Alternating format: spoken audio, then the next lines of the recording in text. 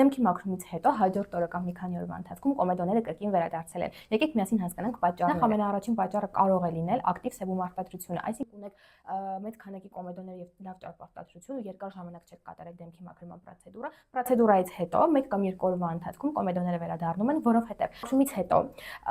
երբ որ արդեն մաշկը մաքուր է լինում եւ ծակոտիները արդեն շնչելու հնարավորություն են ունենում, մաշկի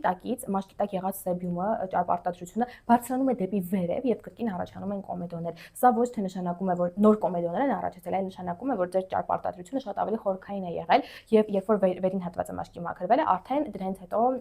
տակի եղած այսպես դուրս է եկել մակերես եւ կրկին կոմեդոներ են առաջացել։ Ինչ է պետք անել այս դեպքում։ Այս դեպքում պետք չէ միանգամից կրկին կատարել մեխանիկական մաքրում, պետք է կարգավորել տնային խնամքը օգտագործելով ազելաթթու նիացինամիդ, որպեսզի հանգստացնենք ճարպարտադրությունը եւ նաեւ սալիցիլաթթվի լուծույթ, ինչպես նաեւ այս պարագայում խորհուրդ են տրվում կատարել մակերեսային միջին թթվայնության պիլինգներ, որպեսզի ընդհանուր ունենանք կերատոլիզիկ ազդեցություն եւ փոխարենը չկատարենք կրկին մեխանիկական մաքրում։ Հաջորդ պատճառը դա հորմոնալ ակտիվությունն է եւ այս պարագայում շատ կարեւոր է աշխատել մասնագետների հետ, էնդոկրինոլոգի, մաշկաբանի, երբեմն նաեւ գինեկոլոգի կանանց պարագայում, քանի որ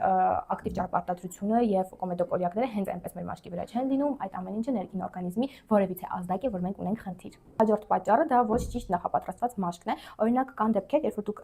մոտենում եք դեմքի մաքրման համար եւ ես ասում եմ, որ պետք է նախ շարտ ազատել, կերատոլիզիկ որևիցե պրոցեդուրա կատարել պիլինգային միջամտություն շարտ ազատելու համար եւ հետո նոր կատարել դեմքի մաքրում, որովհետեւ շատ ժամանակ հիպերկերատոզը թույլ չի տալիս, որպեսզի հյուսվածքները փափուկ լինեն, մաշկը փափուկ լինի եւ մենք դեմքի մաքրումը կատարենք ճիշտ փուլում եւ այդ պարագայում շատ ավելի ցուցված է կատարել որևիցե շարտ ազատող միջամտություն մաշկը նախապատրաստել, հետո նոր կատարել դեմքի մաքրում։ Նաեւ այստեղ շատ կարեւոր է հաշվի առնել, որ պիլինգները ոչ միայն հիպերկերատոզն են վերացնում շարտ ազատելով մաշկը, այլ նաեւ ունեն կերատոլիզիկ հատկություն, այսինքն եթե դուք ունեք փակ կոմեդոներ,